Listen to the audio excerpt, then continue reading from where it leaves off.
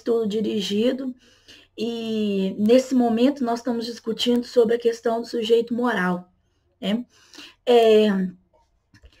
Vocês já devem ter ouvido uma série de frases no cotidiano de vocês, como o que eu vou ganhar com isso, cada um por si, Deus por todos, faço o que eu digo e não faço o que eu faço, levar vantagem em tudo, filho de peixe, peixinho os fins justificam os meios, mais filosófica que isso não tem, né?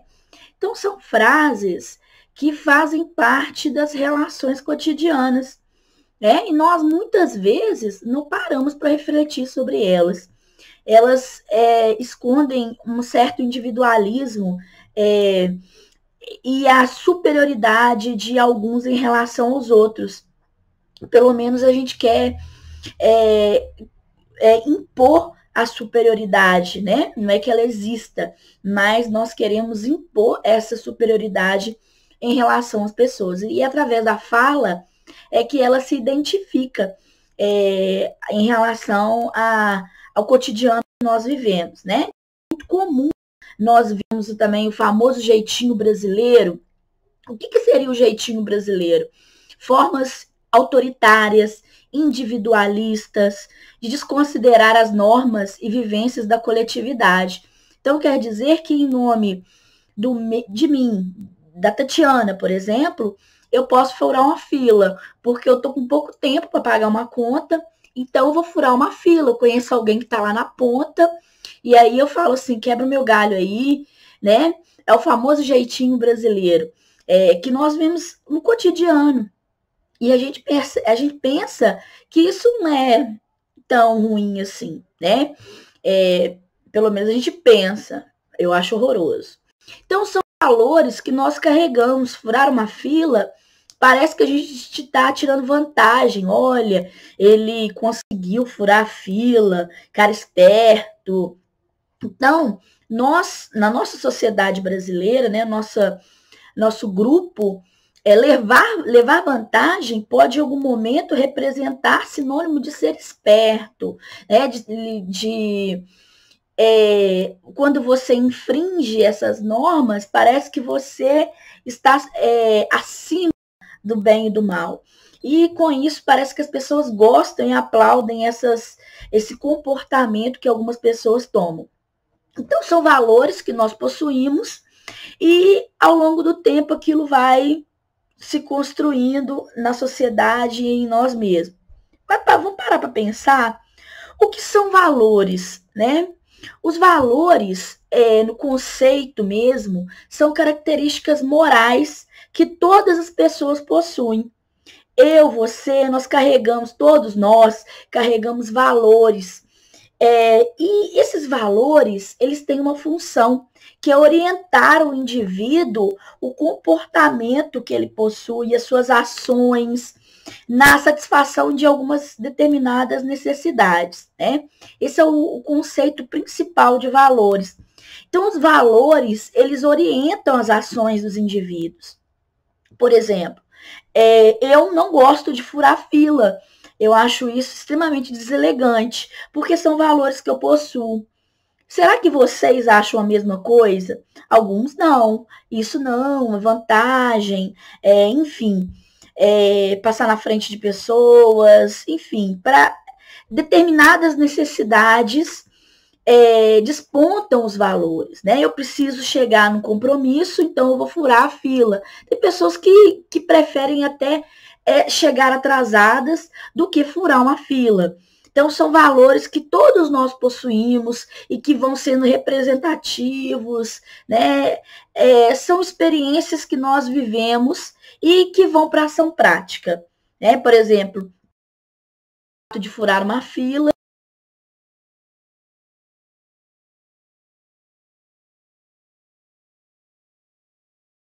Você furar ou não é a ação que você vai praticar, né? São formas do homem se relacionar com o mundo e principalmente com as regras morais. Você infringe ou não? De acordo com seus valores, você infringe as regras ou não. né? Todas as comunidades, todos os grupos, todas as sociedades possuem valores morais, regras morais, né? E ao longo do tempo, essas regras vão sendo mudadas, transformadas, depende da ação desses indivíduos, né? Os valores, assim como as relações morais, elas vão modificando. Eles passam a ser modificados, conforme as regras também vão ser modificadas. Então, valores e moral, eles estão juntos, são conceitos que estão muito próximos.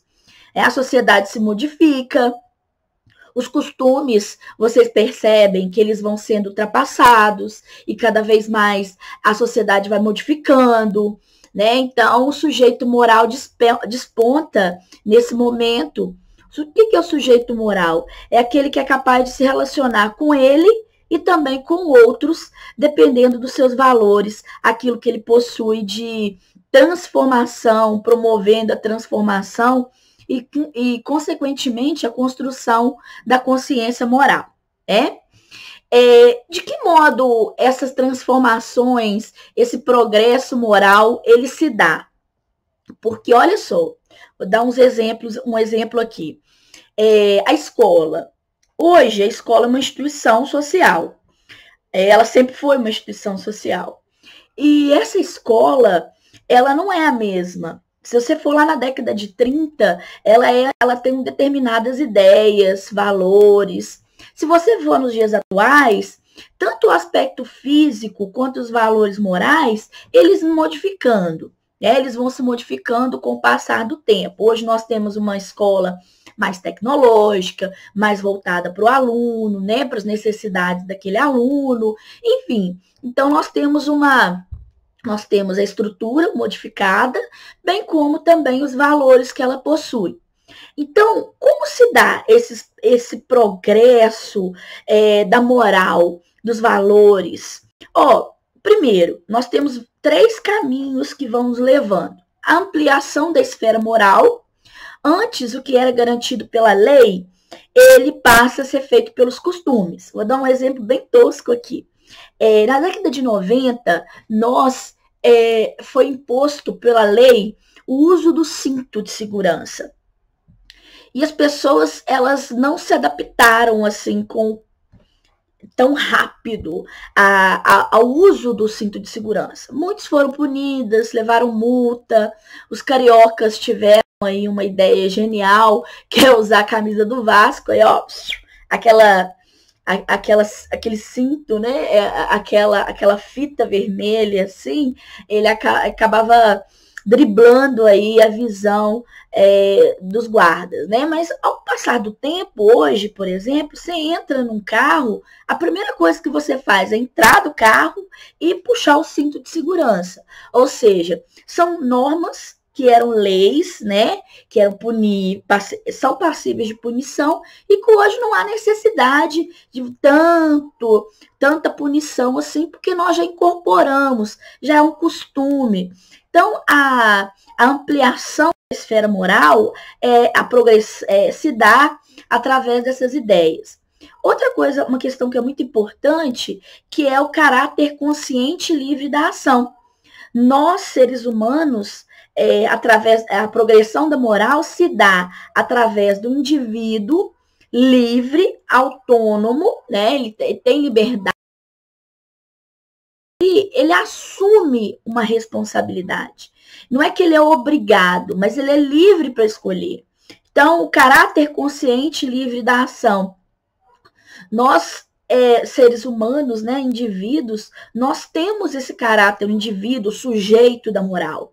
Ele tem esse caráter consciente e livre da ação. Ele não faz porque ele é obrigado, e sim porque ele é consciente que ele tem que fazer algum ato. E principalmente o grau de articulação entre interesses coletivos e pessoais. Então, é você saber que o seu direito termina quando começa do outro, né? Dosar entre o individual, o coletivo e prezar pelo bem de todos. É assim que se dá o progresso da moral. Pensar no indivíduo, não só em você, como também no outro, né? Então, essa é a evolução. Daí o papel da política, né, que vocês vão ver no texto, que ela é muito importante para a construção desse sujeito moral. Hoje, a política, para a gente, é algo considerado que denigre as pessoas, né? Ah, político é sempre corrupto, mas, na verdade, o conceito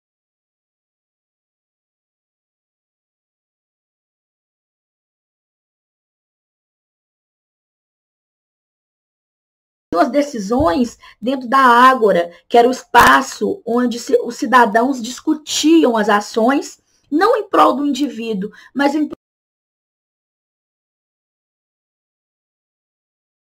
prol, através desses 3 passos, através da ampliação da esfera moral, do caráter consciente livre do indivíduo e da articulação entre o individual e o coletivo.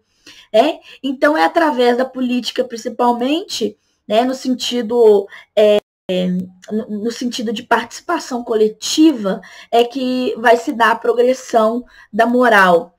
Né? Então, esse é um estudo dirigido muito importante para vocês, porque nós vamos construir, a partir desse estudo dirigido, a questão da ética, da construção ética do indivíduo.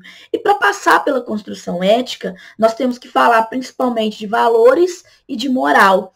E a moral, ela é uma questão construída, ela é um histórico, ela não vem acoplada com o indivíduo. É uma construção ao longo do tempo, de determinados valores que vão sendo construídos pela família, pela.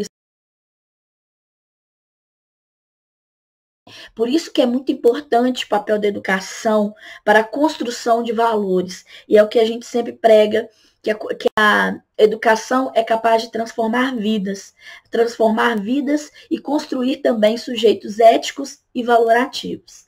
Então, espero que vocês tenham compreendido o objetivo, façam a leitura do texto, que vai falar sobre a questão do sujeito moral, vários aspectos importantes para vocês trabalharem.